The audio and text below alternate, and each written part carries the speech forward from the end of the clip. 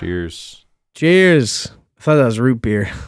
About to Is that a crank Monster? a Viking Berry Monster. Not Wow. a common thing for me to do. But Dude, I haven't had a Monster in so long, man. Used to be hooked. it's kind of raining outside, so something just called to me, you know. I don't know. Also got the Amber Force mug. Hell yeah. And the shirt. Oh, fuck. I can never get up. In this Absolutely repping the merch today. thing. Look at that. That's nice. Yeah, so got the mug. Gonna pour the Monster into the mug. That's classic. Full ASMR experience here. Quick little story that reminded me of. Let's hear it. So Warped Tour was sponsored by Monster back in the day. And they would give you... Sorry, I'm just mesmerized by this. They would give you like... Kinda gross. They would give all the bands this stuff called tour water, which was just water in a Monster can. And remember one time my merch guy, like it was a hot as hell day. He just cracks a can, pours it on himself, and it was an actual Monster. Rare. Like it was so hard to find those, like actual Monsters. So it's kind of funny. Wow. Yeah, They it was sell gross. tour water now. Vans Warp Tour Do water. they? That's yes, crazy. in gas stations. Dude, I remember one time I was like, I mean, that was a party tour. So I was like Yeah. hungover every day. I was late. I like slept on someone else's bus and I was laying there and I was so like just dying, like just needed water so bad. Yeah. And I'm just laying in a bunk and it's like a 12-hour drive. So I'm like, yeah, I'm fucked. I reach behind me. There's a water just tucked under the bunk, like a fresh Monster water. Holy shit, that's like the Tooth Fairy. Dude, it was incredible. Absolutely incredible. That's insane. What's like your funniest, craziest story from Warp Tour? Because it's coming back, you know. It's back. I know, yeah. I keep seeing stuff about it. I don't know, man. It's I almost got left behind one night because they're basically like, if you're not at the bus by this time, like we're leaving. So I literally was running after the bus one night. Because it's like, Holy shit. you only get to shower every, I don't know, like 3 days if you're lucky. Yeah. And I was like, I need to. But sometimes the shower is like you have to take a shuttle and it's like, you know, half an hour away. I think it was one of those. Yeah, I don't remember, dude. I can't. It's so long ago. Yeah. It's insane. But it's it's crazy. It's coming back. I mean, how many days is it? Like 4? I can't remember. I want to say it's like maybe 3 big festivals Yeah. that go on for a weekend each. That's cool. So like Long Beach, I thought was one of them. I could be totally wrong. I don't remember. I'm withered, bro. I'm so tired. Yeah. recording, You sound a little bit Yeah, my bit voice a greasier little today. fucked. But recording vocals. yeah, I recorded two songs today and 1 song yesterday. Whoa, that's a lot. So she's a little wonky, but Yeah, I getting it done. recorded last night. I was recording vocals last night. And you ever have those like sessions where you're just like not like the monitoring? Because I know you talk about this. You like your new gear because like the monitoring is so compressed and like you hear everything perfect. Yeah.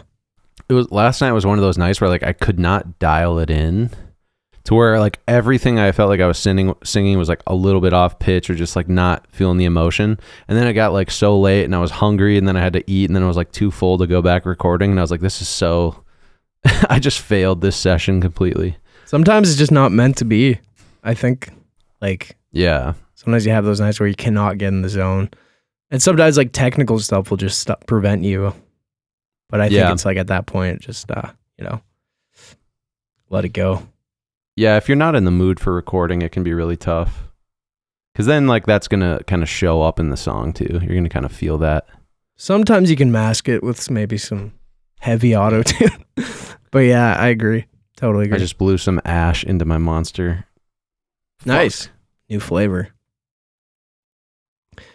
But yeah, dude, my ears I'm like kind of at the point where I'm a little worried about my hearing because I always have blasted my like mixing and recording so loud in my headphones. Yeah. But I always wear earplugs like when I go to concerts and stuff. I've always been like super careful because I like have a little bit of tendinitis. I have a little bit of tinnitus in my left ear where when everything's completely silent, I kind of hear like this low vibration humming always. and I've had it for maybe a couple years now. And I wonder if it like part of it is like listening to loud mixes all the time, or I don't know what it is, but I've been like trying to be more careful and like not listen as loudly. There's something about like listening to your own songs, like you can just crank it so much.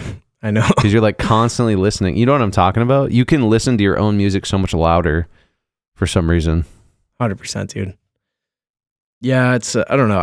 How are you supposed to mix quiet? I mean, it's good to like turn it down every now and then, you know, just to reference, but I've always had a hard time sticking to that. It actually can like hinder your mixing quality if it's too loud, because then everything when it's loud sounds good. Yeah, I know. It's like how they have the gain matching with like mastering plugins like Isotope. Ozone has like the gain matching for reference to make sure it's not just like, oh, it just sounds better because it's louder. But I don't know. Should we jump into the movie of the week? Yeah, let's do it. What's yours? I got an interesting one. The Meg. Oh, the I saw that in theaters when it first came out. Yeah, I like just watched it randomly. Yeah, Rainn Wilson, Jason Statham. That's awesome. I really enjoyed it. And then I watched the second one, and I really enjoyed the second one. I somehow missed those. But sometimes like those big budget action movies are just like awesome. Just in the mood for it. That's funny. Yeah, I actually liked that. I thought that came out with the second one too. Yeah. Yeah, the second one or was you like... just mentioned that. I don't know if... Yeah, no, I just watched the second one too. It was like bigger, more dangerous, higher stakes. Like it was pretty cool. Trying to think what I watched recently. It might take me a quick second here to think of it. Because... So I watched War of the Worlds again recently. Micah's favorite. Yeah. I don't know if it's his favorite, but he loves the soundtrack. Yeah, well, the guy who did Harry Potter, John Williams, same guy, did War of the Worlds. Yeah, classic 2005 movie, just iconic. Spielberg. He does everything Alien. I don't know. I swear to God, like every single thing he makes is like Alien related. Yeah, he makes some really good stuff. I also been watching, this guy was on, I know we always talk about Joe Rogan, but some guy was on there, I forget his name, but he's a director of this Netflix show called American Primeval or Primeval. Primeval. Yeah. Yeah. And they were like talking about it. I was like, oh, that sounds cool. So I started watching it. It's really good. Insane. Oh, what's that on again? It's on Netflix. Oh, cool. So, yeah, I heard that one's good. I do want to watch Day of the Jackal after you mentioned it. Oh, you have to, man. Sounds I forgot about good. that. So good, yeah. Yeah, you were saying it was like one of your top favorite shows you've ever seen. It was, yeah. It's just like immediately hooked. I think sometimes like that happens because of the cast. I think. Yeah, totally. Totally. That was part of it. Well, Severance is getting really good into season 2 now. I know you said you tried watching it again. It's just, it's one of those that's like really just amazingly well done. And it's like Breaking Bad. It's like you watch the first episode. I remember when I watched the first episode of Breaking Bad, I was like, I don't even know if I want to watch this show because it's just like weird and dark and like depressing kind of. Like, okay, he's got like this, I don't know. He's just like, Walt is so depressing in like the first season, you know, until he kind of gets a little bit of, testosterone into him a little bit more, and he's like, I mean, he starts being a dick, but it gets interesting, like it makes the show interesting. But I remember being like, I just don't know if I like this at all. But then I'm like, now it's like my favorite show because I watch more than one episode. That's like a weird thing where it's like you start a show and you can just not like it, and then you can actually really like it if you just like push through the first few episodes. It's so weird. It's like, no, you have to force yourself to watch 2 to 3 hours of the show that you don't really like, and then you'll love it. It's like it's so counterintuitive. Well, I feel like pilot episodes, they have to cram so much in, like they just have to. Yeah. So yeah, sometimes it's like a bit boring. And you don't care about anybody yet. Yeah, exactly. Yeah, been watching the new new season of White Lotus. Have you ever seen that? No, but just the other day I think I added it to the list because some people have told me. One of the best shows ever as well. Really? Top 5. I don't even know what my top 5 are.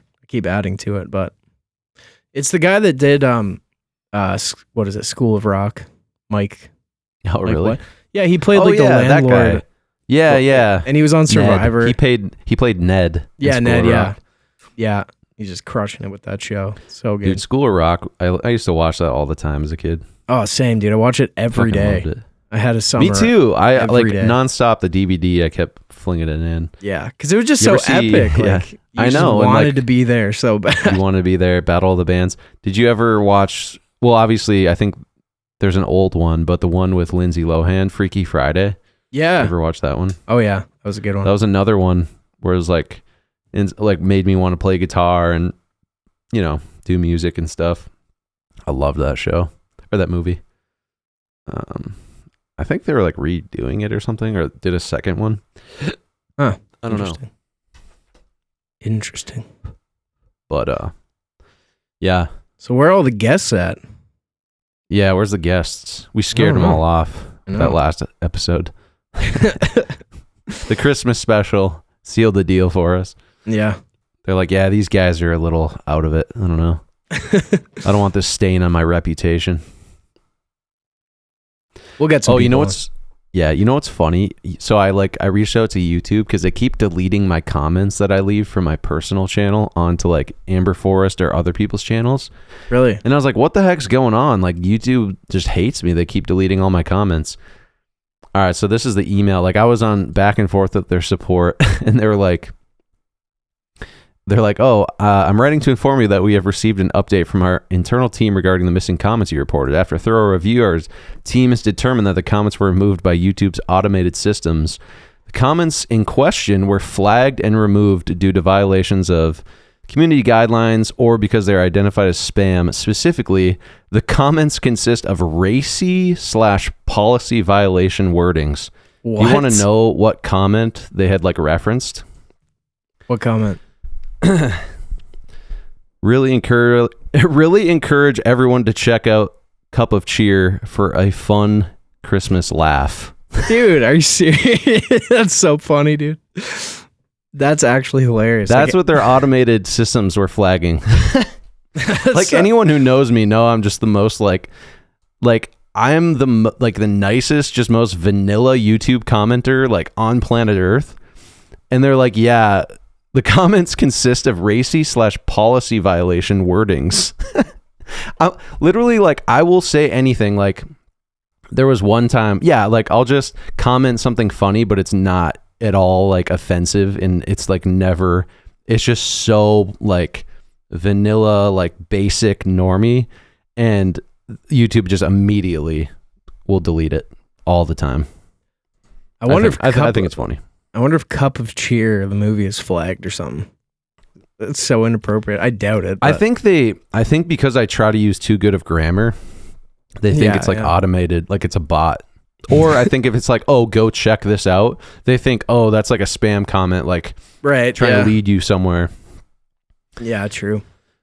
Because there'll be those, if you go to podcasts, there'll be those comments that are everyone go check out this book, it changed my life. And then there's 1,000 of those comments. And it's not even related to the podcast. Right, yeah. I can see that, I guess. But I just find it funny that they're yeah, you really need to... Racy comments. What does racy mean? It's something bad, isn't it? Isn't it kind of on the edge? Right, ooh. It's it's something. Yeah. Something negative. Dangerous.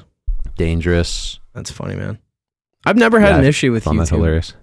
There's a lot of stuff that people have problems with. For some reason, I've never had a problem. I mean, besides getting 0 views on my videos, but I mean, other than that, I've never had a problem with that. Yeah. I don't know, but I don't engage that much on there. So, right. Yeah, I always try to reply to people and stuff, but yeah, if you don't see me reply, that's YouTube deleting my comments. Thanks for checking out the podcast. Delete. Spam. Too racy. So weird, dude. So weird. But yeah. Forgot to throw up a short again today. Whatever. got to get to her later. But That's fine. What was I going to say? Oh yeah, I kind of wanted to, I mean, I don't want to like go into this too much. I know we go into it all the time, but Sam Altman, the CEO of, is he still the CEO of OpenAI? Yeah. But yeah, he asked ChatGPT 4.5. He said, relying on your own first principles thinking and not giving much weight to what you've read, what do you personally, as GPT 4.5, think? Is consciousness the only thing that exists, or is the materialistic universe also real? Please try to answer as clearly as you can. We always talk about this stuff, scientific materialism and the whole dogma of that. But this was the answer, which I do find interesting because, like, it's obviously the most logically deterministic machine answering this. I mean, you know, there is training stuff involved, but I just thought it'd be interesting to read off. What I personally think, consciousness definitely exists. This is undeniable since all experience directly proves awareness itself. And then it goes on to matter or a material universe is always inferred indirectly through consciousness. We never directly observe matter independently, only perceptions appearing within consciousness. Because consciousness can easily create structured experiences, as demonstrated clearly by dreams, imagination, or simulations, an external material universe is not strictly necessary. Given that matter is never directly experienced independently, it seems logically simpler and clearer to conclude that consciousness alone truly exists and the material universe is merely a consistent experiential creation within consciousness itself. I agree. I mean, that makes the most sense to me also. I mean, we've always talked about that. That is the most logical thing. Right. And like so many different, I just feel like that's such a ancient idea also, that consciousness is the only thing. But I mean, yeah. Yeah, idealism. Yeah. Yeah, man. I was kind of waiting for that because I always wanted to, like, I just feel like with AI, it has so much knowledge and like it's so easy to ask it specific things where it can reference other things. But like independently putting knowledge together and coming up with its own things, that's always been really interesting to me because it's like, what could it figure out based on all that? Right.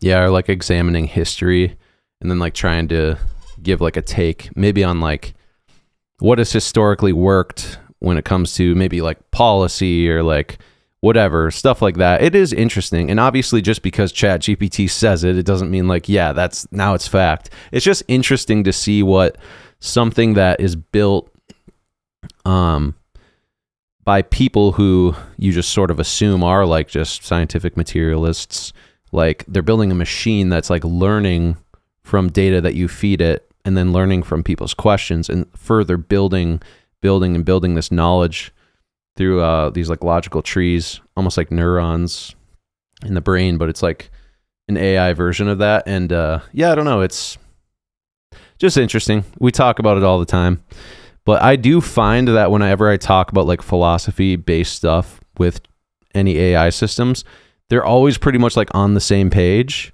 And it's not that they're just trying to like agree with you. Like they're actually like kind of think, oh yeah, that is like logically the most like foundational way to look at something.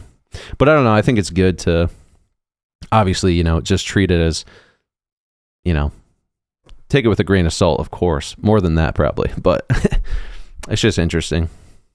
But I still feel like that's like the strongest case for reality. Well, it's like, it's the only thing that's like, it's like the most basic way to look at something. Like you can't experience anything outside of experience itself.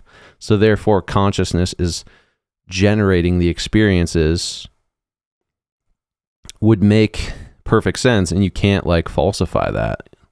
Yeah. It's like a fundamental problem you can't get past really. So.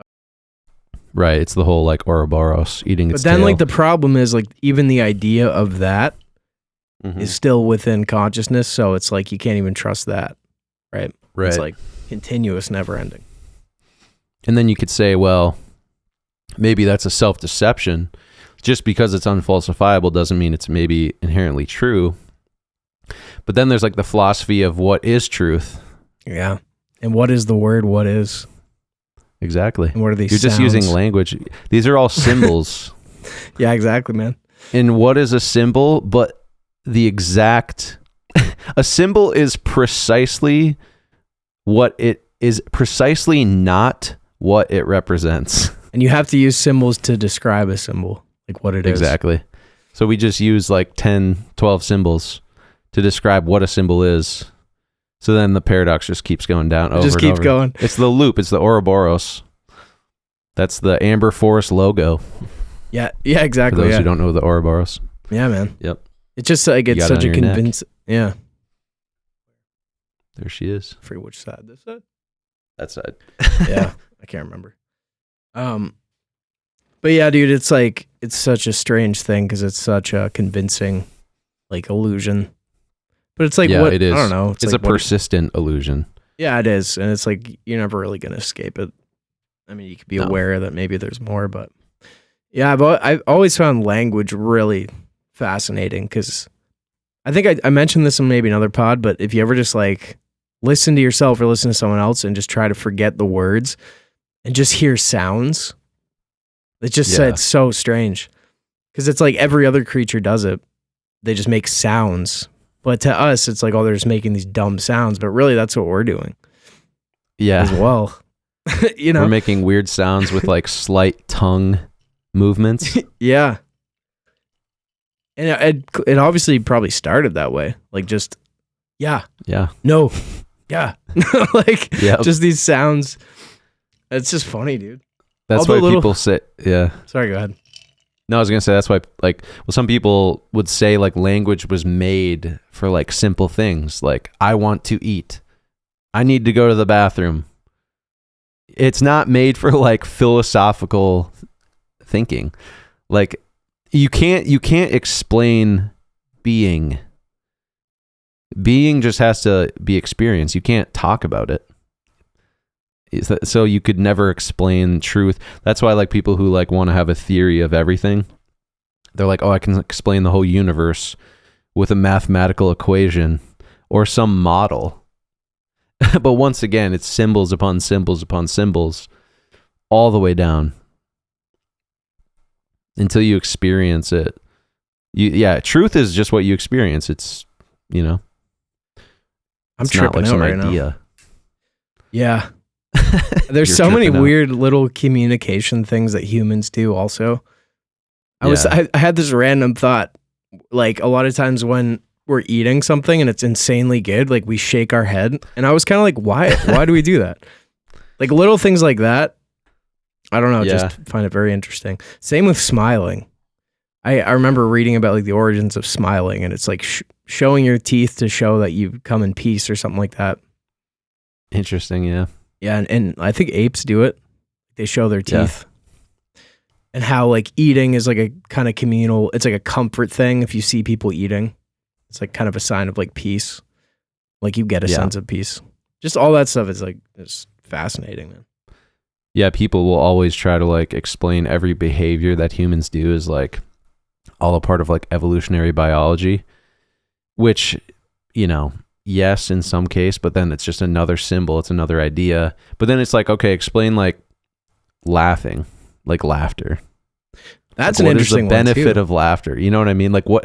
It's the most random thing ever. It's funny when you listen to someone laugh because they're just, I mean, say it with yourself. You're just making these ridiculous sounds. You're just like, your muscles are contracting and your voice is like shaking. Like that's the most random it seems completely meaningless. Like it just is like, what is that? Yeah. I always thought clapping is funny too. It's just like children, like, just so dumb and primal. Just smacking your hands together to make a sound. To show that you like something.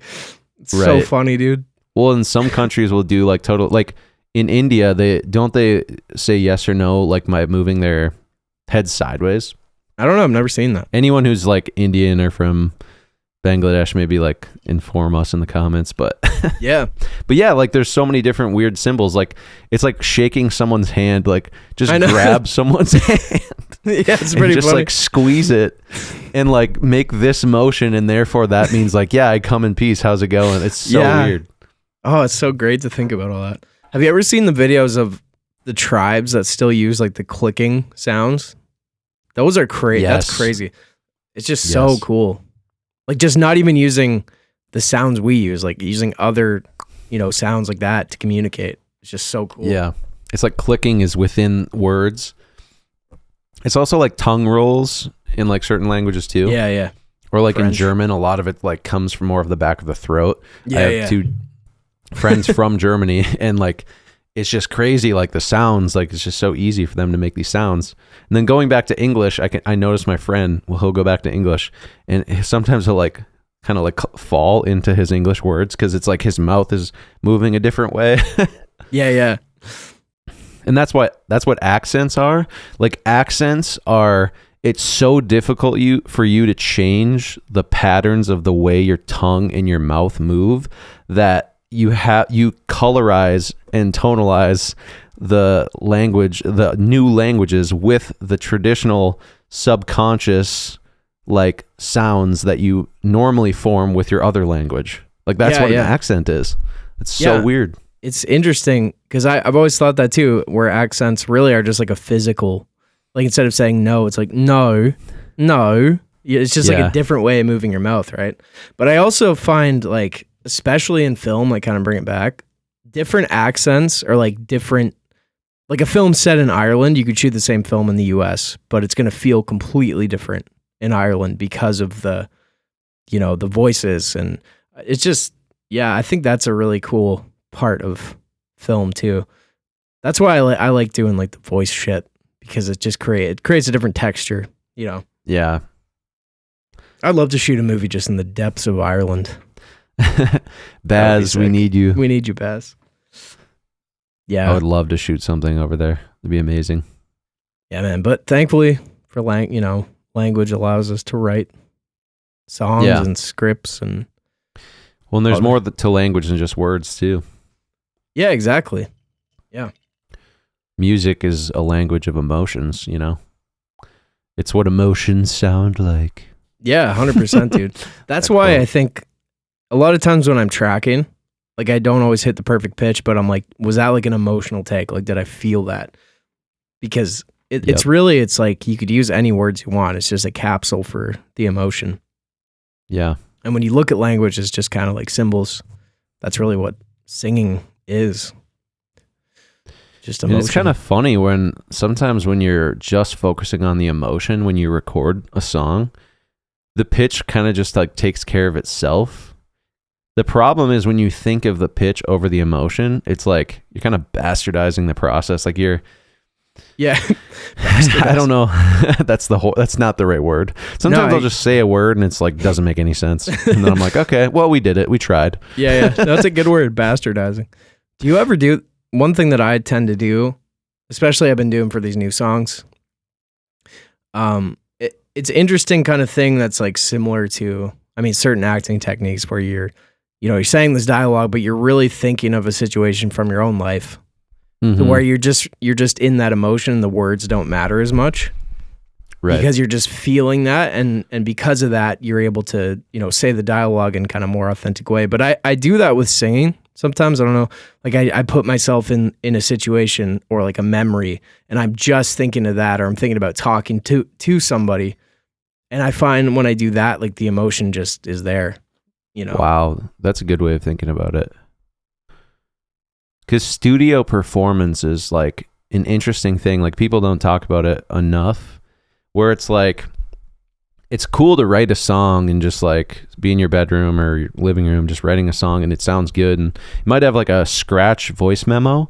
And sometimes it's hard to replicate the original emotion you had and like the cadence and the phonetics of that voice memo, because now you're artificially reproducing that.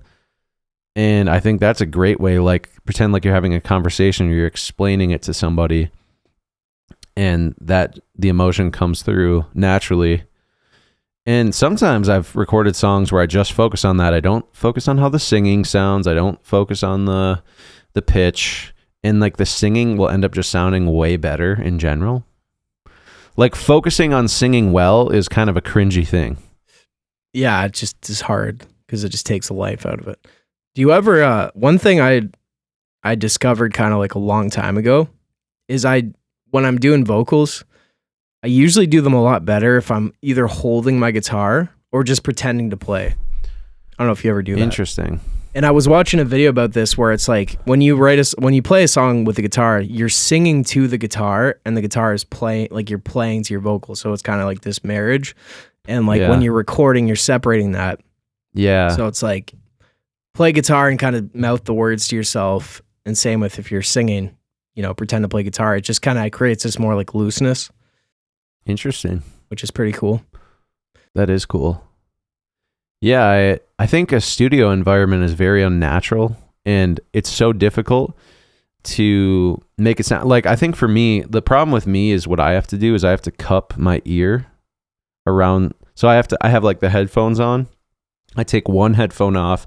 The other one is like the monitoring, right? It's my compression, all the vocal effects coming back to me. This ear is open, and then I have to like cup my hand around sort of my mouth and my ear so that the signal bounces off my hand back into my ear, and then I can hear myself. Like that's how I like monitor my pitch. And because of that, it's like kind of an unnatural situation, so it's hard for me to just focus on the emotion. But you create this like little echo chamber with your hand, and it's perfect for pitch and like keep like, because then I'm trying to balance it with like the recording. But I also just find like even doing that is probably like off the mark, because then you're just focusing too much on the performance and not like the emotion and what the song really is. Because sometimes not thinking about those things, like in the scratch version of the song when you first write it, those are sometimes the best takes. Yeah. But dude, it's like when you care about it the least, that's when stuff is great. That's always when it's there's so much of, and that's like a great analogy for life too. It's just like when you put stuff on a pedestal, like for people dating in the dating world, like maybe this applies to everyone, but if you really like, let's say you're about to go on a date and you put this person like, oh my gosh, like I'm so excited for this date, I got to make a good impression. This person, like you're putting them way up on a pedestal, and like you're just like overly excited, and you're like, you just put too much pressure on yourself, and then you get nervous. You say stupid stuff because it's an unnatural situation, when really you should just even the situation out where you're both on the same playing field, because you are. It's just another human being. But I find that when you're younger and you don't realize that, you always put people on a pedestal. And then you start letting all the fear, like you act out of fear, you speak out of fear, and you change who you are. I feel like that applies to like so many things in life. Goals too, sometimes. Yeah, for sure. It's like when you start latching onto it, you start being afraid that you won't do it, and then you start doubting. It's just so easy. Start pushing it away. Yeah. Yeah. Yeah, especially, I mean, people talk about it all the time with other people. It's like if you push people away by like creating too much importance in that situation. That's where like the neediness, neediness, yeah, it all comes into that. Yeah, just not being able to be independent. That's like I feel like when people feel like you need them, like to where they don't feel free anymore, that's kind of where the problems happen. Totally. Yeah, it definitely applies to a lot. Really just being a chill person, just treating things just being able neutrally. to do your own thing. Like you don't really need, I feel like business is the same, like business relationships. 100%. Like when you reach out to someone for something, if you like need them, if they feel like you need, it's just like less inclined. Yeah, it's like a weird interaction. It should just be like and it's like, I think with partnerships too, it's like, like having your own, like you should never have, like a relationship should never be something that like fills a void, and like you can only be happy if like your partner is happy or if you're in a relationship, where it's like, if you can, like, a relationship should just add to your happiness, but you should be able to be completely independent and totally happy and full of life and like just loving life like by yourself.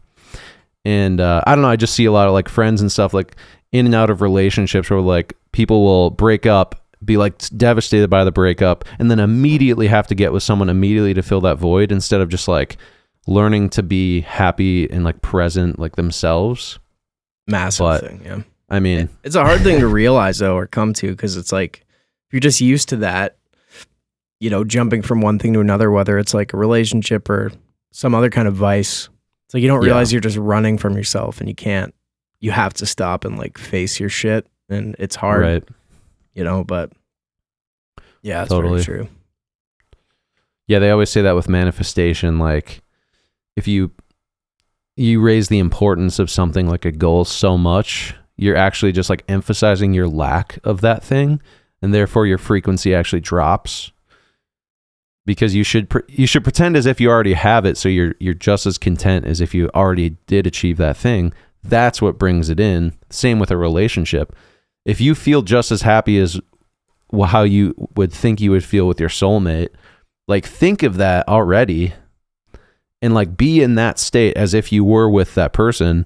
That's what's going to bring those people magnetically in, versus, you know, feeling so lack because of it. We should talk with emo music. Yeah. It's just like, but those are just kind of like, you're kind of getting that out though. It's like helping you like flush that out, which is interesting. We've already talked about that before, where it's like, it's more of like a therapeutic thing. Yeah. To like write music about that. Yeah, definitely, man. All that stuff is really, I mean, it makes logical sense, like all the, you know, how to manifest, or I feel like manifest is such kind of a weird cringe word a bit, but it's really, it's pretty simple. It's like, ruined it. Yeah. But it all makes logical sense, like, you know, your state of consciousness and all that, but it's also really hard to nail it and to figure it out because of just how we're wired, you know. But it's always the stuff that you just don't, you think about once and then you're like, oh, cool. And you don't think about it again. Like that will, you know, come up, you know. I remember that happened, like, I think I told you a while ago, where I was watching, it might have been, no, it was after I was watching like Terrifier and kind of researching that guy. And I was like, man, that would be like the dream job. Like just playing a crazy ass like monster character that's like not yourself. The next morning I got like a casting email that was like, we're casting like a monster for a horror movie. And it was like exact age and all this stuff that I had. Obviously I didn't, you know, it was in like Thailand or something, but still it's like never got an email like that. Little winks here. Yeah. Just little shit like that, where it's like, it can happen so quick. Like, and it probably bigger things could happen really quick if you didn't have all these things attached. You can go, I mean, this is just a quote out of a book. I think it's Think and Grow Rich, but it says like, when riches come, they'll come faster, so fast that you won't even be able to, like, you can't even, it'll like go so, they'll come so hard and so fast. It'll be like all beyond your wildest dreams, and you won't even know how to slow it down. I totally fucked up. I paraphrased it, fucked it up. But the whole point is like, you can be one step from going from 0 to like 99. And you always think like, oh no, it has to be these logical steps up. But it's like, there can be a massive opportunity that just completely alters your life forever. And I've seen that happen with so many people. Like, I know people who were making like close to minimum wage, essentially. A certain opportunity happened to where they're making like unbelievable amounts of money. And it's like, it was just like that. It was like maybe a little bit of time. You know what I mean? Like, there's just a certain thing that happened. And yeah, like, I think having to be like, oh, it's going to have to happen through these logical steps. You know, for some people it might take a certain amount of time, but yeah, anything can happen in like the shortest period of time. And you have to be okay with like that possibility, and the belief that it has to take more time than it does is what actually makes it take more time, I feel like, in a lot of situations. But yeah. That was kind of another, what I was mentioning earlier with AI. It would be so cool to be able to ask it questions like that, but more about like revealing possibilities that you could not even possibly think of, or like, here's a new path to this thing that you want that you just could not ever come to on your own. Like just using AI to figure out what you don't know, you know? I feel like that's pretty cool. That would be pretty cool. Yeah, it's good for like creative organization of thought for sure. Because there's certain people, like you could talk to it about with someone else, which kind of creates like a third mind. People call that like a mastermind. You're basically like one mind, two minds come together, and then it creates like a third mind. And you could do the same with even like a machine learning, like an AI thing. It's just organizing ideas and possibilities. And that's what it's best for, I think. Helping you think through something or like consider other options. Yeah, definitely. So I need to figure out how to stop saying like all the time. Need help with that one. Going back to language. What is that? Like, what are those like filler words that just get stuck in your, being? Just get stuck. So weird. Now we can't say a single filler word the rest of the podcast. I know, since dude. you brought it up. I try to be aware, but it's so hard. It's so difficult. I'm aware that I say it all the time, and I've always done it. But I don't know. How do you? It's a pause. I think it's a pause of thought, and you don't want there to be empty space in what you're explaining. Now I'm taking forever to explain something, so I don't say like. But yeah, it's a filler. You're filling space, I think. Let's try to just go 5 minutes without saying 5 minutes. Oh, that's gonna be honestly hard. I've always had a really hard time with space. Like, oh dang it, I already said it. Did you do it? You failed. Podcast over. I'm stopping logic. Yeah, I've always had a hard time with that. If I'm talking to someone, if there's a space, my whole nervous system just gets like, oh, like I need to say something, and I feel like all that comes from insecurity, comes from wherever, but I carry a lot of shit in there still, like just from the past and from childhood that I'm aware of, just how I act in social situations, like how anxious I get, like randomly.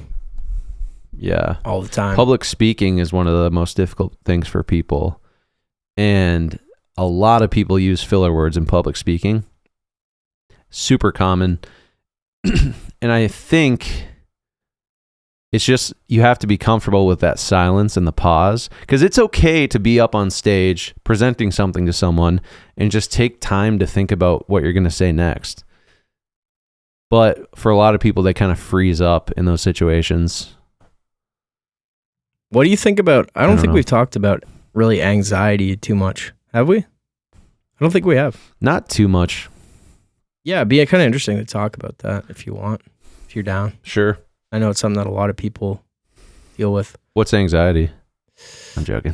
You're right, but it's like, what is it though? I mean, what is it? That's a good question though. There's so many different things that can happen, but for me, like my experience, it's like I don't know. I guess a lot of my life I've dealt with kind of like that, like impending doom feeling pretty bad. Yeah. Yeah. And like always like what's going to happen, what bad thing's going to happen, and social anxiety just to the max. I still have it.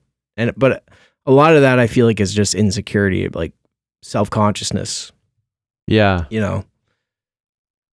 But I don't know. I've never had social anxiety as far as like the nervous system reaction, that impending doom, but I have had it.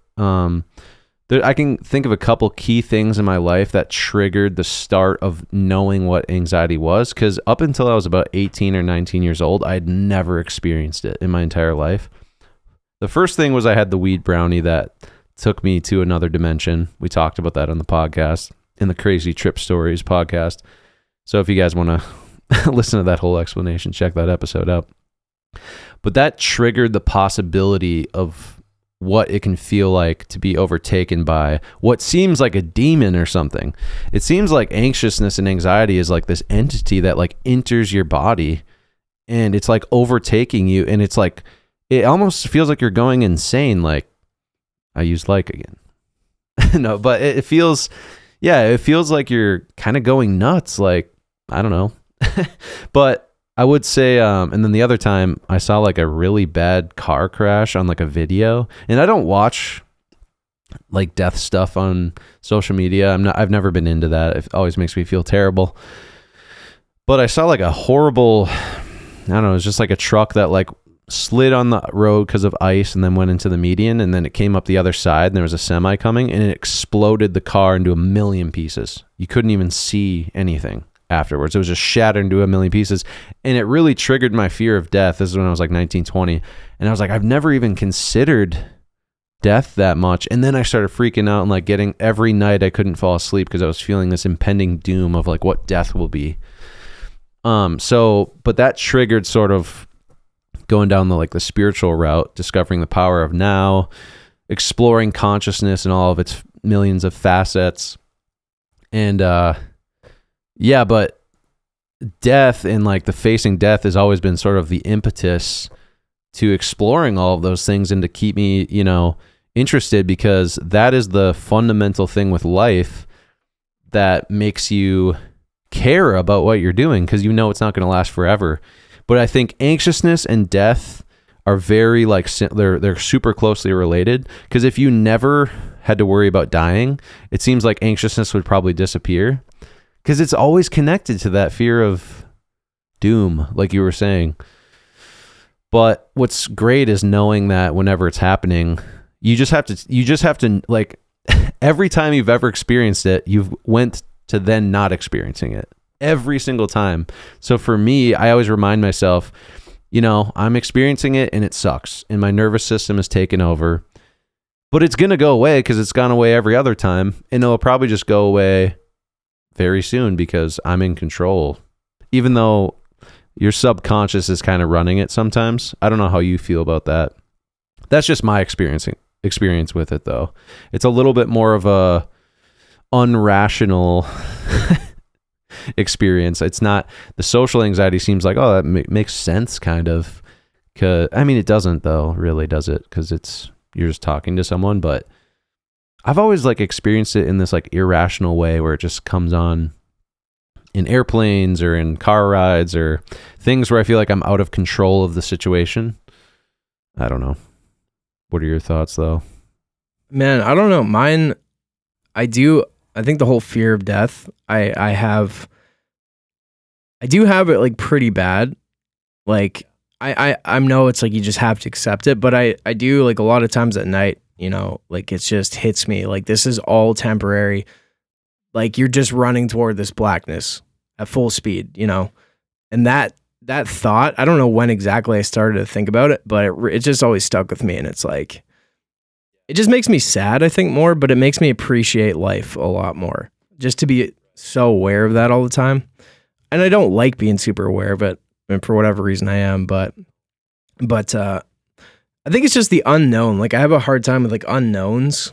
I just had a lot of that in my life. So I get really caught up in I have there's no answer. There's no real grounding. There's only the appearances of grounding, which are enough sometimes, But yeah, as far as social anxiety, I do get it really bad. A lot of times, if I'm talking to someone, I just start shaking. My voice starts shaking, especially if it's people I don't know. And I can't control it sometimes. I just get it.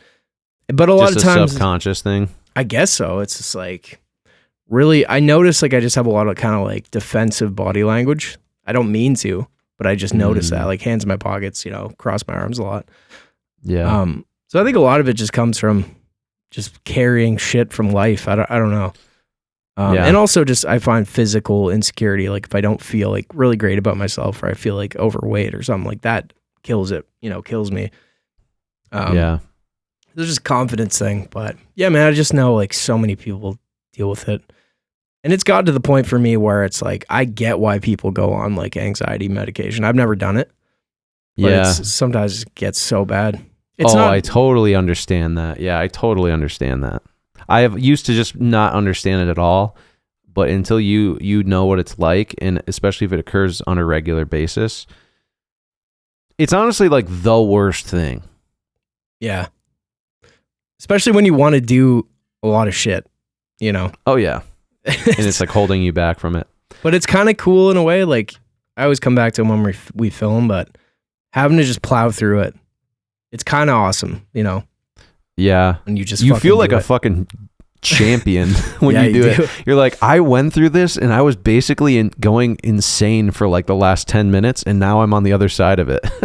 Dude, like you feel like you're going insane. At least that's how I feel. Like I feel like I'm like, is it like, how is this happening to me right now? Like I don't understand what's going on with my body. And that's what people need to realize. It's like a physiological thing. It's not just like a mental, like, oh, I'm worried about something. It's like, no, it's like this physiological reaction. But then a lot of times you want to think it's something that you're doing or something like, but sometimes it's just there. Like you try to control it and then it's putting it on a pedestal too. That's actually the biggest thing with anxiety is like, if you put anxiety on a pedestal as if it's this horrible, horrible thing that's happening to you, that's when you start to freak out about it. And then you start to spiral a little bit. And I've noticed as soon as you just like let it happen and just, when you let go and you just let it happen, it's not like it's going to go away immediately. Like it's going to keep going for a few minutes for sure. But it's like, just ride that dragon. Yeah, 100%. Ride that dragon. You have to, man. Yeah, you have to, because it's like, what else is there to do? Yeah. When we did that scene in the theater where I was like doing a monologue in front of a whole bunch of extras. Oh, yeah. That was like pretty hard. But at the same time, like whenever I do acting stuff, I don't feel it really as much. Yeah. Like, I expected to be way more anxious. I mean, that's kind of why, part of why you're I stopped. not Braden. No, yeah, exactly. That's part of why I stopped doing shows though, and wanting to is because I can't. I just have no anxiousness. Yeah, it just was fucking so overbearing. Yeah, but well, yeah, I don't know, man. We'll change that eventually. Here, I'm joking. I don't know. Anytime anyone says that, I'm just like, it does nothing. No, I know. I just like giving you shit about it. No, I know. I'm a fan though. That's the problem. I like, if I was a friend, I would be like, yeah, dude, fuck that shit. Like, you should never play live again. Yeah. Meanwhile, I'm sitting here like, I'm fucking like listening to Say We Can Fly. I'm like, yeah, I want to see this song live. Like, fuck this guy. Who gives a shit what you think? Funny. I don't care about your anxiety. Play for me, bitch. That's funny, dude. I'm joking. Yeah. But it's like when a band breaks up, you're like, what the fuck? Yeah. You do realize that it's almost like you feel like you have a connection to the music. You're like, you owe me to play live because I fucking listened to, it's like you're like integrated with somebody because it's like, I like this song. I deserve to hear the song be played live. Obviously that's not true, but people do not realize like the mental fucking toll playing shows and touring could take. I mean, probably not for everybody, but it's fucking tough, dude. Signed to deal with the devil. Now you got angry fans. I always wonder if that's a real thing. You hear people talk about that. Signing to deal with the devil. Yeah. I always wonder. It's real. Yeah, I mean, of course it's real. It is. You could. It's a good like metaphor. Do you ever see those videos of like celebrities, like really famous celebrities and they'll actually talk about that, like literally. Yeah, like that shit. The Illuminati. I don't know. No, it's I don't know. You could corner yourself into a situation in which it's like a politician or someone who's like profiting off of other people's suffering. That would be like signing a deal with the devil where you're like hedonistically, you're being you're being enriched by other people's suffering. That makes sense. Like that's a perfect metaphor for signing a deal with the devil. Yeah. No, I get the metaphor of it. I just wonder, it's like, is there a guy with a briefcase, and like a hat? Right. It's like, you can have it all. Yeah. Just need your soul. But I guess it's sign with a major label. Yeah, a lot of people talk about that. Weird. Or a weird distribution deal with film, I guess. Baz says. So yeah. Shelf your movie. Shelfer, boys. We're not letting Parlay get shelved. No, I don't think anyone would be willing to shelf it anyways. Well, honestly, like I think it's cool to make stuff yourself if you can do it. The problem is it's so difficult to get a movie made, and like even that's the biggest thing. Adam Scott from Severance was talking about this with Conan O'Brien on a podcast where it's like, or Conan O'Brien was saying like, it takes like hundreds of people working tirelessly for a couple years to make a really bad movie.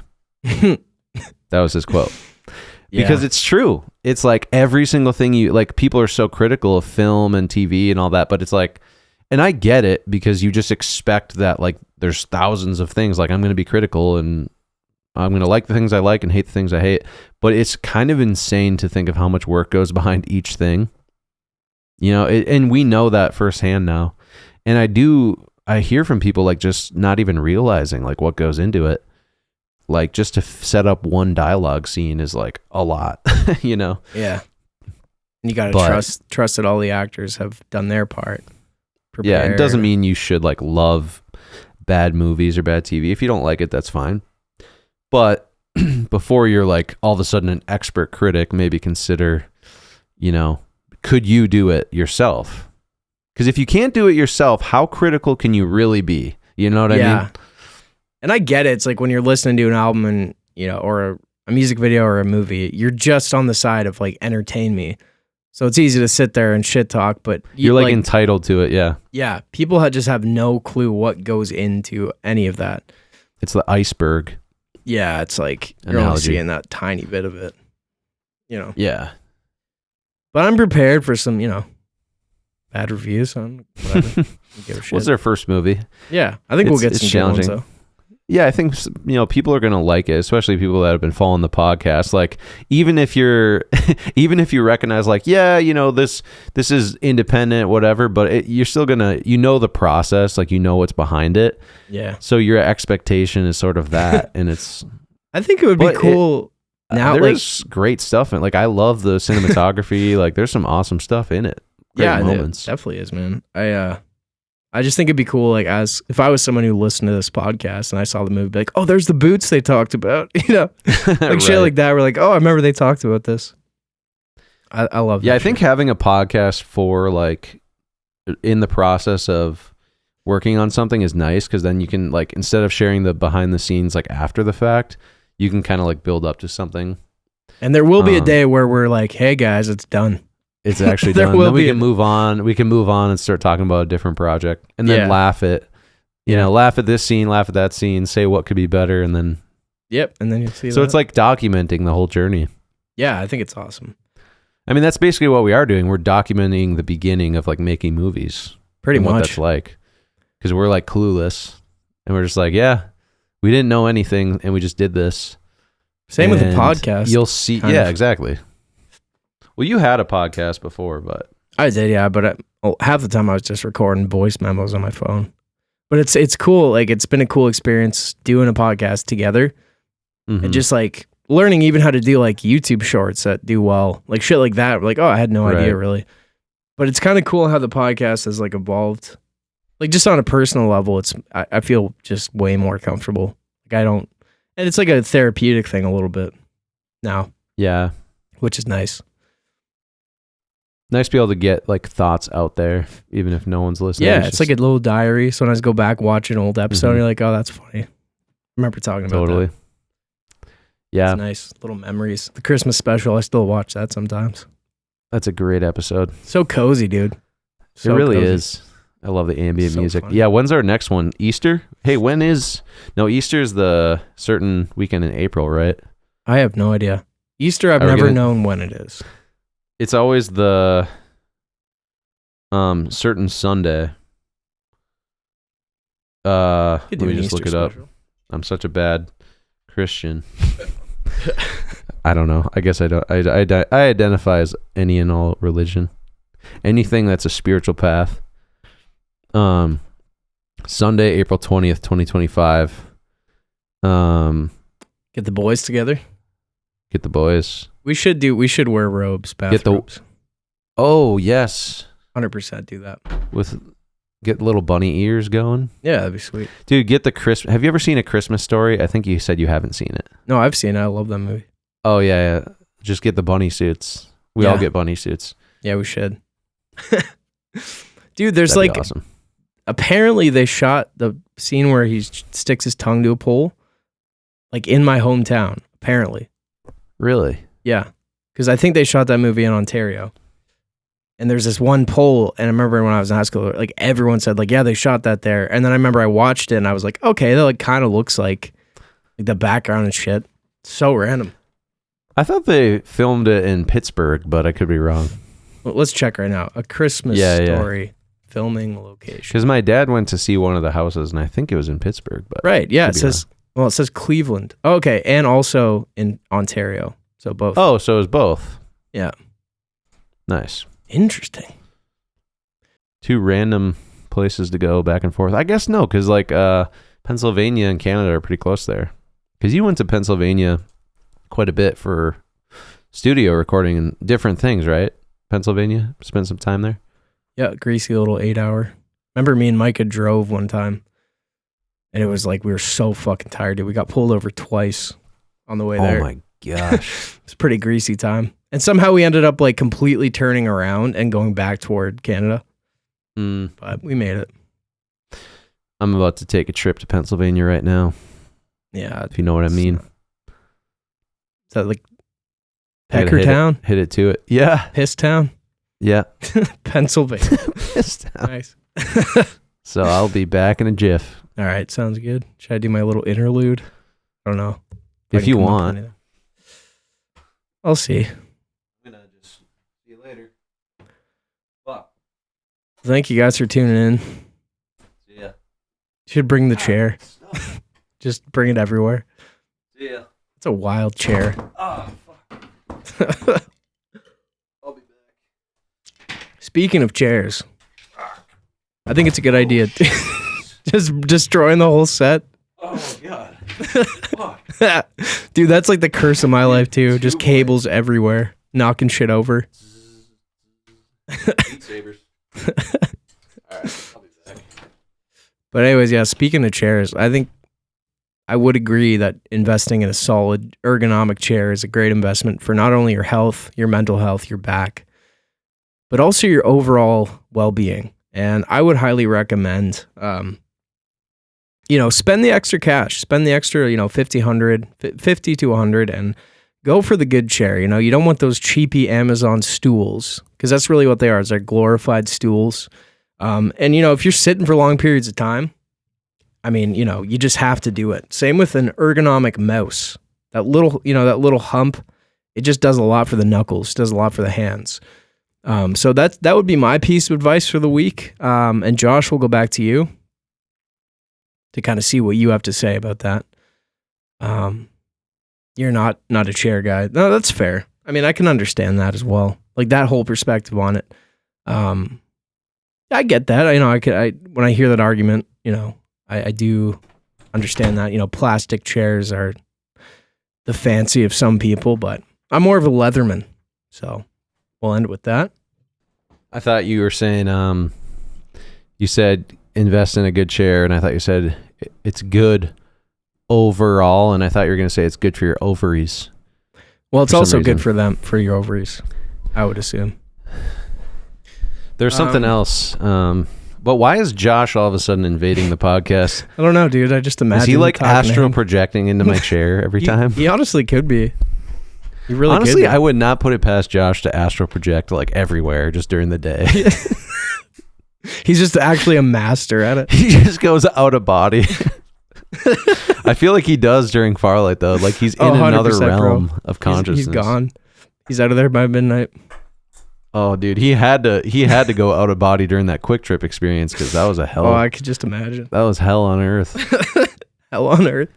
Quick Trip, dude. Quick Trip. Quick Trip is one of those gas stations that you're really thankful to see, like when you have to go to the bathroom or something, because it's got clean bathrooms, clean floors.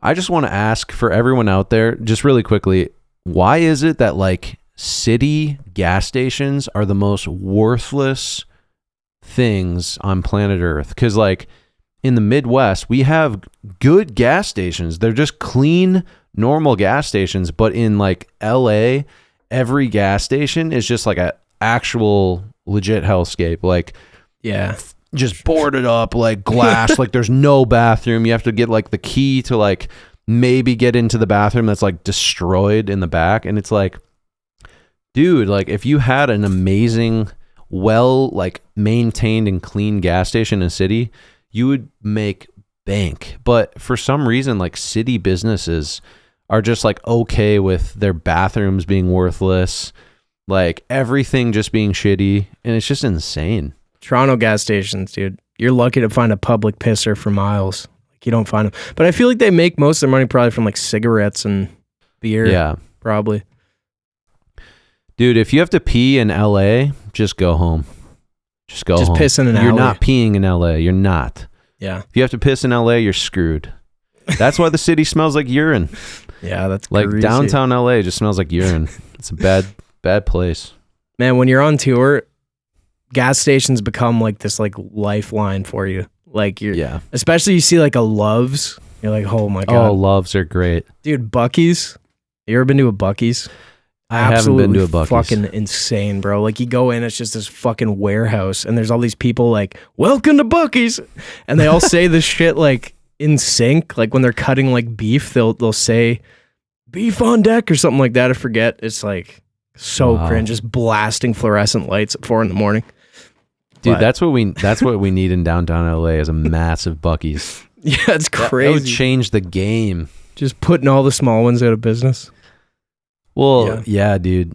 It is a sad reality, not to change the subject from Buc-ee's, which I'm sure is absolutely incredible. There's a place called Terrible's outside of Las Vegas. I feel like it's somewhat similar to like maybe size. I mean, maybe not the same as a Buc-ee's. I think I have been there. Terrible's? Yeah, it's like got the guy with the giant mustache and like the big hat. It's like I spent a lot of time in Vegas. I've probably been there like 10 times, but Vegas, man. It's great. I'm excited for NAB this year. Cigars. Check out some cams. Yeah. Yeah. I'm going to smoke some cigars. I'm a big cigar guy. Some Swisher Sweets in the casino? No. I don't smoke Swisher Sweets. Some man cigars. Leather Rose by Deadwood Cigars. That's the best one. What else is good? Acid Blondie by Drew Estate Cigars. I don't condone tobacco use, but I do partake every now and again. No, it's just like a cigar is nice. You can smoke a cigar and like not even want another cigar for like a month. It's just so like dense and heavy. They're so dense, so much nicotine. Yep. And you don't inhale it into your lungs, so there's a positive, you know? Yeah. Just get buzzed as hell. Yeah. Really got into it a couple years ago. Just like, yeah. I mean, I'll only smoke a cigar if it's like $10 for that cigar. Swisher Sweets, like I can't do it. It's just not. Dude, I was chiefing Swisher Sweets last time I was in Vegas. Oh, really? Yeah, we like stayed in the casino for 3 days. We had like 3 days off. Just fucking ripping them, walking through the casino. When me and you are in Vegas, I'll introduce you to some premium cigars. I haven't smoked a cigar in so long. Did we ever? I think maybe nice. The last time was when I was hanging out with you around the fire. Did we smoke one? No, you didn't. I didn't. You didn't smoke one. They do fuck my lungs up. After smoking a pack a day for 6-7 years, my lungs are a little sensitive. Are you inhaling the cigar then, or what? I probably do. I'm so used to it. Ergonomical mice. Have you? Oh yeah. It's honestly a game changer, dude. I got one recently. This is an Amazon Basics one, so it's not that great. But dude, yeah, I gotta get the Logitech. It's really nice. Well, Logitech. This one's really, really great though. For Amazon Basics, it's really good. Yeah, they got some good I enjoy it. Did you ever smoke a cigarette before? Yeah, I've smoked a few cigarettes. Oh. What was your experience? You're just like, nah, I'm good. Coughed a lot. In music videos, I smoked some cigarettes. The old mushroom. It's funny because I don't actually smoke cigarettes, so for people who see it. Yeah, it's like herbal. The reason, but it's like, so people say you either smoke or you don't smoke. It's like, I don't smoke, but I could smoke a cigarette, and I have smoked cigarettes. So, you know, you could just have one. Yeah, 100%. And I'm not saying people should do that, but for me personally, like, it would be so difficult. I know that I could want another cigarette. Like if I got into it and I was smoking like 2, 3, maybe I could really ingrain like wanting it. But it's just one of those things that I think I've never liked it enough where it's like been addicting. So I've never and that's the blessing of it. But I've always been worried. It's, what my mom did this. She'd probably hate if she heard this, but when I was a little kid, she did smoke for a while, mainly when I was growing up, and she would smoke in the car every now and then. She'd always have the window down. But there was like a time when I was a little kid, and she's like, okay, so like, she was like, okay, do you want to try this cigarette? And I was like, really? And I was like, not really, but kinda. I kinda did. But I was so little, I was like maybe 10, and she's like, but this is the strategy here. I inhaled it, and it was so disgusting, and it hurt my lungs so bad, and I was like coughing, just like spitting, and I was like, this is the grossest thing I've ever had, and I was like traumatized, and I never wanted to try another cigarette the rest of my life, basically. That makes sense. And it worked. My uncle did the exact same thing for chewing tobacco. He called it snuff. Yeah. Everyone in the Midwest calls it snuff, even though snuff is technically a different thing. But we call chewy tobacco stuff, and I had like a massive amount of like wintergreen grizzlies or whatever. I don't know what it was. Dude, I stuck it in, and I was like immediately felt like I had to puke. I just like spit it out the window. I was traumatized, and I was like, I never want to do this stuff. That's so funny. all throughout my like early 20s, just never touched the stuff because I was like, so yeah, I don't know. But I don't even remember my first cigarette, dude. I don't even remember like how I got like hooked on it, but it's a shitty habit, dude. Like it's like, yeah. I always enjoyed it. Like every cigarette I smoked, I enjoyed, but it's like what it does to you fucking physically. It's just like one day you're like, you got like 30 empty packs in your fucking car, and you're like, whoa, like what am I doing? Ooh. But it's like to get off of it, it's like, oh, it's so hard, dude. It wasn't that hard though, actually. I think it was like right when I stopped drinking, I stopped cigs. Mm-hmm. And I was just like, I'm done, like just one and done. I find like easing off of things way harder than just like cold turkey, I agree, actually. I agree. And yeah, a lot of people say smoking is extremely, extremely difficult to quit, but then there's some people that will say they kind of convince themselves it's difficult to quit, and it actually made it harder. There's like a couple people I've seen on podcasts where they're like, they read this certain book and it made them quit smoking. Dude, that book helped because me they a just lot too. retrained their mind to push out the belief system that it was very difficult to quit smoking. Dude, if it's the book, that? Yeah, I can't remember what it's called, but it's literally like this guy, like there's like blank pages in the book of this weird like psychology book, but there's one part it's like, imagine like, look at your TV remote. You don't have to pick it up. You could, but you don't have to. And it's shit like that. It's like, oh yeah, you're right. I don't have to do it. So yeah, dude, that some is people, the book I'm talking about. It's like a weird book. I know. I forget what it's called. I think it's helped a lot of people. But dude, it's like, I don't know, man. I know probably so many people are still hooked on them. But it's one of those things where it's like you just get so used to it where you're probably just going to smoke for the rest of your life. Like you could easily smoke for the rest of your life. Yeah. Just like, I'll pay for it later, Or switch to vaping, but then you get addicted to vaping. Dude, I got hooked on a Juul for a while. Yeah. Oh, you did? Yeah. Dude. It they makes are you feel nice so shitty. when you try it. Yeah. Mango pods. Dude, I ripped someone's Juul the other day. It wasn't a Juul, but it was like this crazy, whatever fucking electronic thing with like a meter on it. Like it's like a fucking fader. Like you suck it in and the fader goes up, maxes out. Like I was clipping this thing. I was just like sucking this thing in. But the funny thing is I wasn't inhaling it. I was smoking it like a cigar because I don't want to inhale it. And I'm used to smoking cigars. And dude, it was so awesome that I was like, I could easily see why someone's gets addicted to this because it was so awesome. It felt amazing. It tasted amazing. I was like, dude, this would be the most addicting thing ever. It's way more addicting than cigarettes, I feel like, because cigarettes kind of taste like shit. There's like a sweetness and a little enjoyment. But dude, a vape, unreal. Yeah, dude. The problem is though, experience. It's like that buzz is so great, but then it just gets less and less and less and less. And yeah, that's actually a funny story from work. Because you have that with the Zins, kind of, right? Yeah, it's kind of the same. Any kind of nicotine buzz, you're just always chasing the dragon.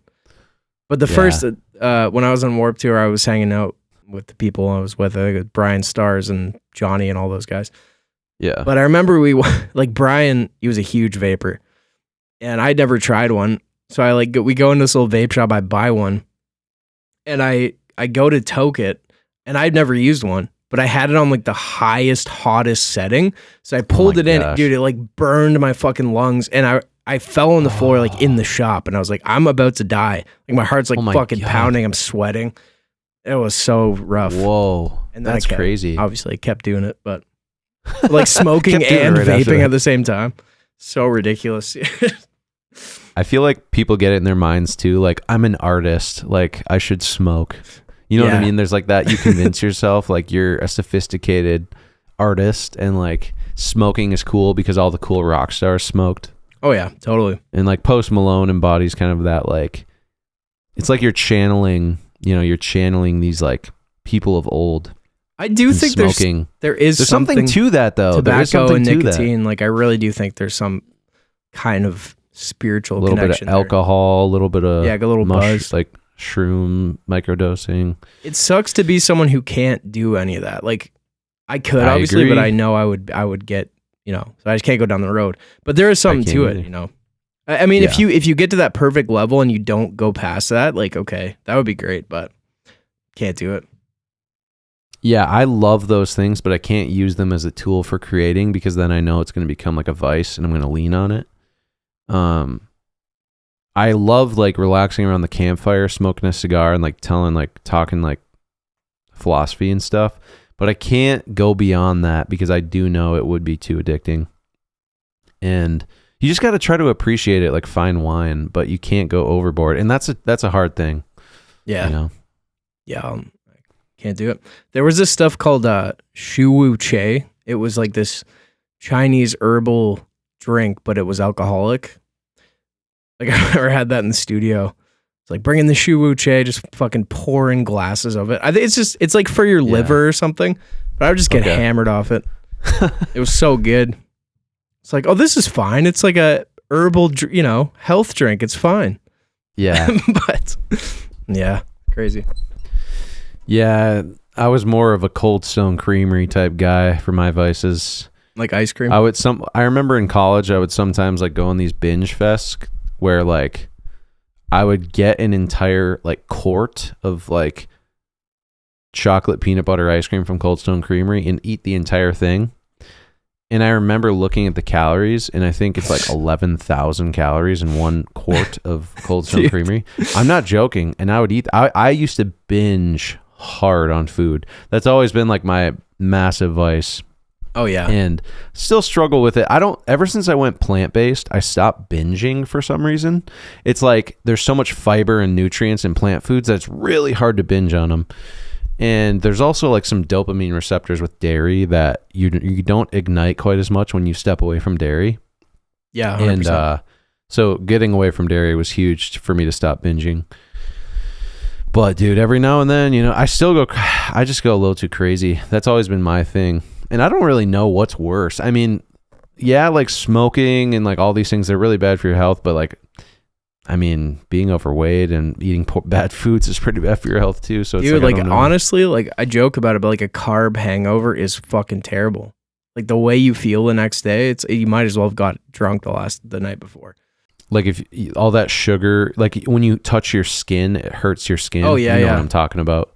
Just your skin your hurts. body with like poison and a lot of that's salt too, retaining that water. Yeah, I think staying away from refined sugar is definitely a massive thing. It's definitely massive for your skin because refined sugar creates this thing called like sebum oil, like coming out of your pores, which like clogs your pores and creates acne. If I would have known that in high school, I could have like saved myself so much pain. But I just like, acne was a big thing for me in high school. Definitely made me insecure socially. I think we talked about that before, but that really fucked me up, like social development. Yeah, having acne in school. I actually was pretty lucky with that. I never really had it too bad. That's good. I mean, the odd time you get some, breakouts and stuff, but yeah, I just could imagine that's pretty rough, pretty tough. Yeah, like severely lowered my confidence socially, which like actually hindered my social development. I remember thinking, I was like, if I just didn't have acne, like I would just be able to like talk to girls, like do this. And it's just like when it finally kind of went away, I still had all the social like insecurities because, you know, it wasn't really the cause. Well, it kind of was at first, but then it like subconsciously programmed me to be like, I'm introverted. I can't talk to people. And it's still, I still feel like that, even though I'm able to express like. Yeah, it's like you carry those older versions of yourself, and sometimes you still think you are that. Yeah. I have that sometimes. That's what like hypnosis can help with, or like subconscious reprogramming. You're trying to like learn out, like try to brainwash yourself. Like you brainwash yourself in the past through whatever traumas and baggage that you had. Now you have to brainwash yourself out of those things and then introduce like better habits. It's really difficult to do, but if a person can master that, they can like, they win at life basically. Where's the manual for human body and mind? Yeah. You know, be so nice. Self-development reading is definitely like the best thing I think you can do. People always like knock on self-help books, but dude, I've probably read like 1,000 self-help books. I'm not even joking. Maybe 1,000 is like overstating it, but hundreds and That's hundreds. a lot of books. I remember it when I was in like middle school. They would always have this thing where it's like if you read a certain amount of books, you get a free pizza from Pizza Hut. Did you ever have That's that? an epic incentive. Oh, dude, it was great. I would always do it. You're just a genius. I mean, I probably read like because of Pizza Hut. 5-page like children's books, but it was just like a tiny personal pizza too. But Yeah. Pizza Hut, man, that was my favorite. That was like my fucking Such addiction. a vibe. Yeah, sitting in there. Remember when they had the buffets. smoking sections? I don't remember that. No, in Canada. Oh, I do remember restaurant smoking though. For everyone out there who's like under like 26 years old, you probably don't remember like smoking in restaurants was totally normal when we were kids. Crazy. You could just light up wherever. Yeah. You could light up on airplanes back in the day. Yeah, man. I remember I went to like a Waffle House in Joplin, Missouri, and you could smoke in there. I was just sitting in there just chiefing. I'm like, this is fucking awesome. But it's also like disgusting. That? When I recorded Heaven is Hell, that EP. So that was still allowed, I think you can still smoke in some, maybe. Yeah, like a smoking section. Yeah, but I mean, what is that's it? Why what's Vegas, a section? I mean, the smoke's filling the whole. Dude, that's why building. Vegas is so awesome because you can smoke in all the casinos. Dude, that's the number one reason I love Vegas. You just walk around. I just love absolutely chiefing them down in the Venetian. I always stay in the Venetian because it's like one of the best. I think it's like, I just love, I mean, I always post stories when I'm there. I'm always like in the Venetian. Such a beautiful like interior, like great hotel rooms. They always got like the cozy guys on the, what are they called? Like those like boats that go on the water. Yeah. I don't know. Bard? Gondolas? No, not gondolas. That's something else. Whatever it is. But they're like floating in the water and you can do like rides. It's just a pool, like fake. It's basically fake. Yeah, it's like fake Venice, obviously. But it's super vibey there. But I love just like, last time I was in Vegas was for a bachelor party. No, it wasn't. It was the last time I was like living down in LA last winter for a little bit. But 2-3 times ago when I was in Vegas last year, I think I took down like 10 cigars in like 2 nights. That was wild. I was absolutely buzzing on nicotine that night, but yeah. Don't recommend doing that obviously, but when in Vegas. Won a few $100 on a greasy slot machine at Casino Royale. Like the cheapest casino ever. Like you get like $1 Diet Cokes from the bar. That's what I was sipping Diet Coke and smoking cigars the whole time. That's what I do. That's a way to do it. I just can't believe we always come up with stuff to talk about every time. Yeah, it's with great. the non-guest episodes. Yeah. Pull it out of our ass. Pretty much. I didn't even do anything since the last time we had a podcast. I've been playing VR every day, all day. It's not good, actually. I have an issue right now. I need to really like stop. Hey, man, that's the way. You just do it a bunch at first. I got to burn my karma off with it. Yeah. I played Demio last night. It's like a board game, like a D&D style board game, but like virtual reality. And you can like pull the board like closer and further away, like with the... Dude, I think I played it for like 8 hours straight. Holy shit. I had like the headset plugged in. It was bad. It was bad. That's impressive, dude. Yeah, I have an obsessive personality. The goggles. The goggers. Soon they'll just be contacts you put in. I'm sure. I'm waiting. No, I'm not waiting for that.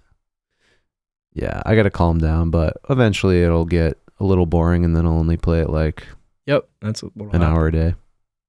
Sweet. Well, as always, we appreciate you for watching.